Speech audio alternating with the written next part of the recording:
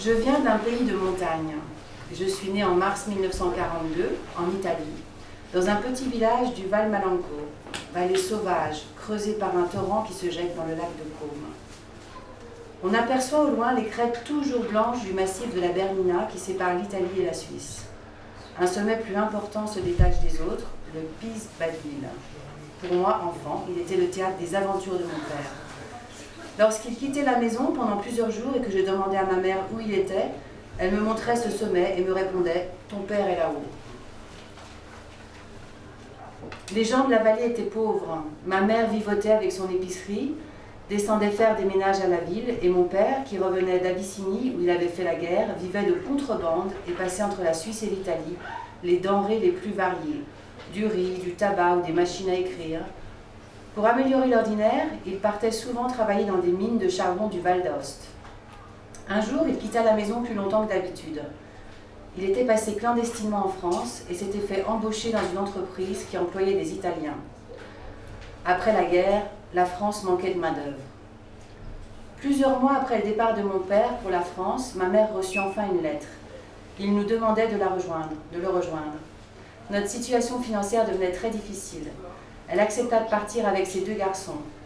Nous laissions en Italie notre sœur aînée, Liliane, assez grande pour rester avec nous, avec mes grands-parents, sans être une charge pour eux. La France, les Pyrénées, c'était loin. Une véritable aventure nous attend, avait dit ma mère. Nous allons franchir une montagne, passer en fraude une frontière, traverser un pays, marcher des kilomètres. Et rien de tout cela ne lui faisait peur.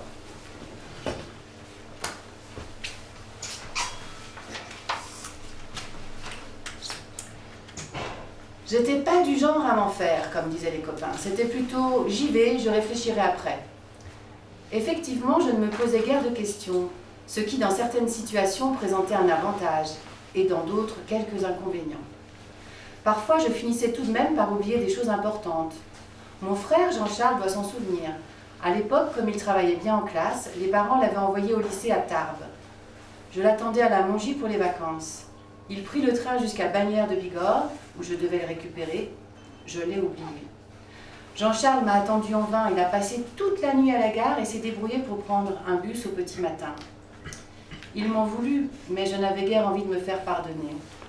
Depuis qu'il était à Tarbes, il se la jouait citadin. Un soir, il critiqua ouvertement les bouseux d'Arins. La claque partit. Je n'étais pas jaloux de Jean-Charles, même si, comme tous les petits derniers de la famille, il était sans doute le plus gâté, mais j'avais l'impression qu'il avait droit à tout et moi à rien.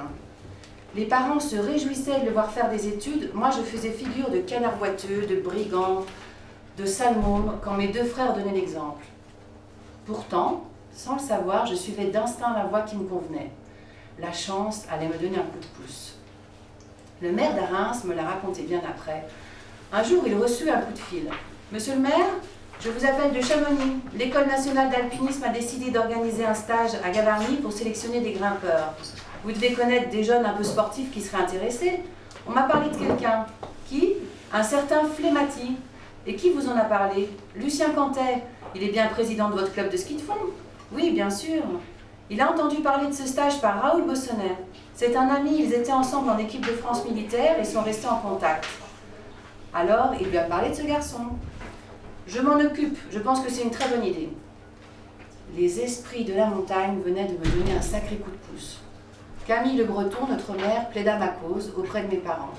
De mon côté, j'avais entendu parler de ce stage par le directeur du secours en montagne dans les Pyrénées qui faisait du ski de fond avec nous. Il m'avait conseillé de m'inscrire, je n'avais écouté que d'une oreille. « Et ça le mènera à quoi ?» demanda mon père à monsieur le maire. « S'il est sélectionné, il pourra se présenter au stage d'aspirant guide, devenir guide et exercer son métier où bon lui semblera. » Mais mon père s'inquiétait. « Et qui va payer tout ça ?»« Je m'en charge, répondit notre mère. Ce serait dommage que ce garçon rate sa vocation, ajouta-t-il en m'encourageant d'un sourire. Je fus tout juste capable de bafouiller un « merci ». Je vous laisse réfléchir, conclut le maire. Tenez-moi au courant. Mais ne ratez pas cette occasion. Il serra la main de mon père, salua ma mère en soulevant légèrement son chapeau et sortit. Quelques jours après mon départ, mon frère entra dans ma chambre et me tendit ses chaussures. De montagne, je le regardais sans réagir, je ne comprenais pas. « Bon, tu les prends, finit-il par lâcher. Mais pourquoi faire ?» Il me montra du doigt mes vieilles chaussures d'hiver dont le cuir était très usé. « Tu ne vas pas pouvoir grimper avec ça ?» Je les graisserai et ça ira bien. Non, ça n'ira pas, prends les miennes. Mon frère m'offrait sa paire de chaussures neuves, des rebuffins. Il avait économisé longtemps pour pouvoir se les payer. Stupéfait, je n'osais toujours pas les prendre. Il les posa par terre et avant même que je puisse prononcer un mot, sortit de la pièce. Jojo n'était pas un grand démonstratif, mais il venait à sa façon de me montrer son soutien. Quand je me retrouvai seule, l'émotion me serra la gorge et j'eus presque les larmes aux yeux. À ce moment-là, je ne savais pas en quoi consistait le métier de guide, mais je me promis de réussir. J'allais rencontrer l'un des plus grands guides de sa génération, Armand Charlet. C'est lui qui encadrait le stage, directeur technique de l'ENSA. Il avait formé pendant 20 ans les jeunes alpinistes. Je faisais partie des dernières fournées puisqu'il devait prendre sa retraite en 1964.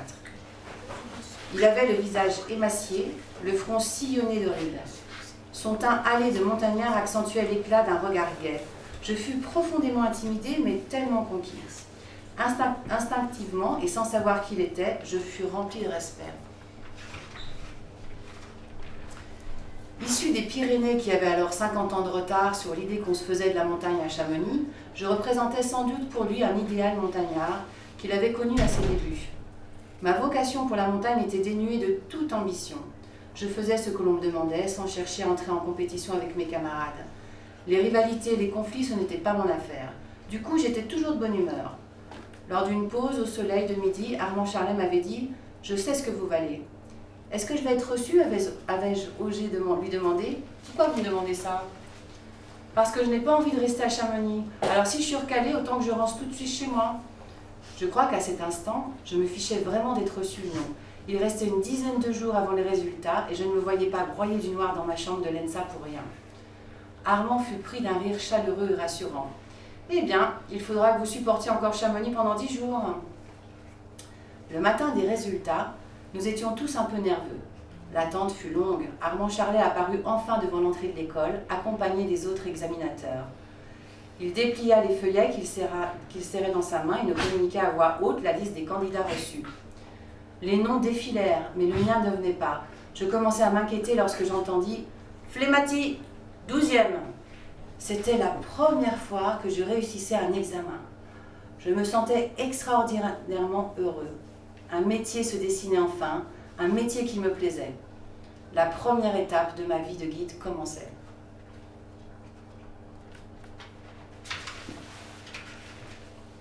René de Maison était un puriste. Il ne trichait pas avec la montagne. Il n'était pas du genre à vaincre des parois à coups de tamponnoir, forer des trous jusqu'au sommet et s'attribuer le mérite d'avoir ouvert une voie où personne n'avait voulu passer. Quel intérêt! Ces prétendus exploits ne m'intéressent pas non plus.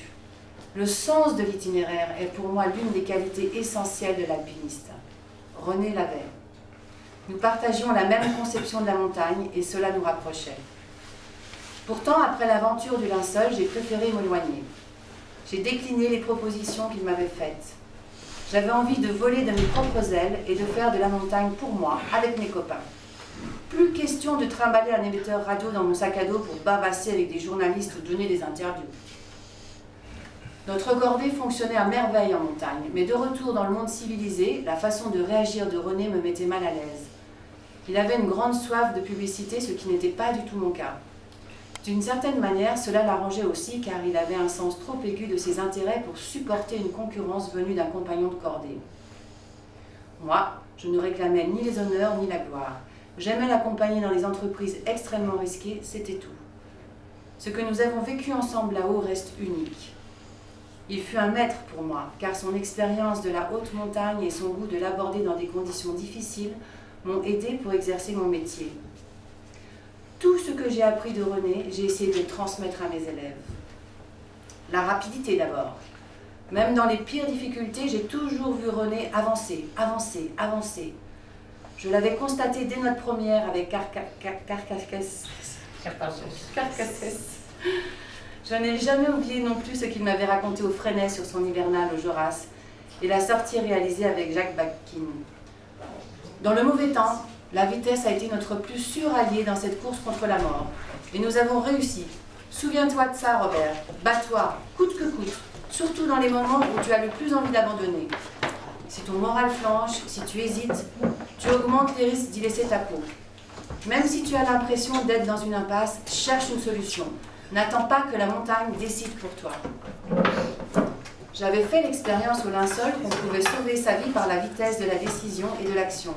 Je mettais ce principe en application lorsque j'encadrais des stagiaires. Vite, vite! C'est comme ça qu'ils m'ont surnommé à l'UMHM, en imitant mon accent chantant des Pyrénées.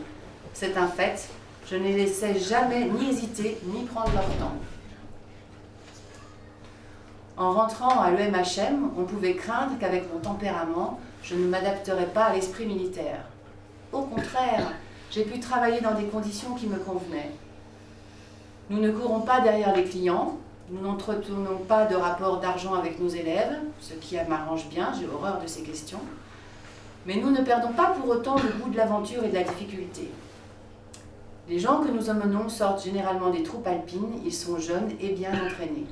Nous pouvons les guider dans des courses difficiles et du coup, je n'ai pas eu le temps de me lasser de mon métier. Au sein d'une structure qui aurait pu être contraignante, j'ai pu pratiquer l'alpinisme que j'aime jusqu'à ma récente retraite.